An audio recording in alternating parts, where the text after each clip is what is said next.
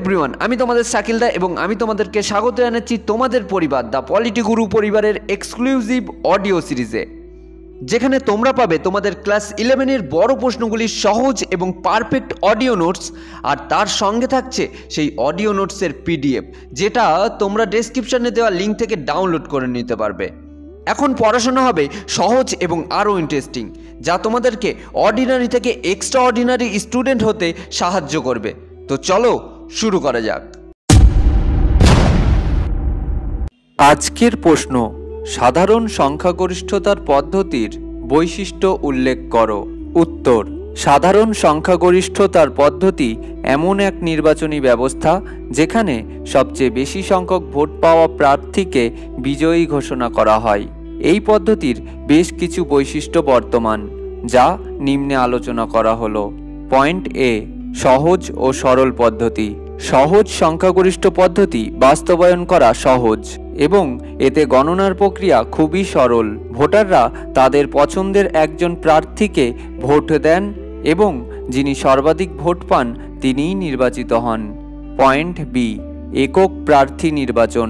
সহজ সংখ্যাগরিষ্ঠ ব্যবস্থায় প্রতিটি নির্বাচনী এলাকা বা কেন্দ্র থেকে একজন প্রতিনিধিকেই নির্বাচিত করা হয়ে থাকে। পয়েন্ট সি, ভোটের অপব্যয়। যেহেতু এই পদ্ধতিতে একজন প্রার্থীকে নির্বাচিত করা হয় এবং সংখ্যাগরিষ্ঠ ভোটের প্রয়োজন নেই, তাই অনেক ভোট অপচয় হয়, কারণ যে প্রার্থী হেরে যান তার প্রাপ্ত ভোটগুলো কোনো কার্যকর ভূমিকা রাখে না। পয়েন্ট ডি, এক ব্যক্তি এক ভোট। এই পদ্ধতিতে প্রতিটি ভোটার কেবলমাত্র একটি ভোট দিতে পারেন এবং সেটি একজন নির্দিষ্ট প্রার্থীর পক্ষে যায়, ফলে প্রতিটি নাগরিকের ভোটের ওজন সমান থাকে। পয়েন্ট ই, নির্বাচনী এলাকা বিভক্তিকরণ। সাধারণ সংখ্যাগরিষ্ঠতার পদ্ধতিতে সমগ্র দেশকে কতগুলি ছোট ছোট ভৌগোলিক ইউনিটে বিভক্ত করা হয়, যেগুলিকে নির্বাচনী এলাকা বলা হয়। প্রসঙ্গত বলা যায়, ভারতের লোকসভা নির্বাচনের ক্ষেত্রে সমগ্র দেশকে 543টি নির্বাচনী কেন্দ্রে বিভক্ত করা হয়। পয়েন্ট এফ, সংখ্যাগরিষ্ঠ ভোটের প্রয়োজন নেই।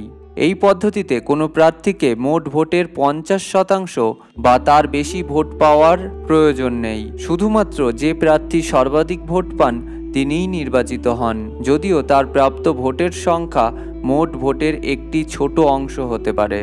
এবার উপসংহার। সাধারণ সংখ্যাগরিষ্ঠ পদ্ধতি সহজ ও কার্যকর হলেও এতে অনেক ভোটের অপচয় হয় এবং জনগণের প্রকৃত মতামত প্রতিফলিত না হওয়ার আশঙ্কা থাকে। তবু এই পদ্ধতি দ্রুত ও কম খরচে নির্বাচন পরিচালনার জন্য উপযোগী বলে ব্রিটেন, মার্কিন যুক্তরাষ্ট্র, কানাডা, ভারতবর্ষের মতো অনেক দেশে এটি অনুসরণ করা হয়।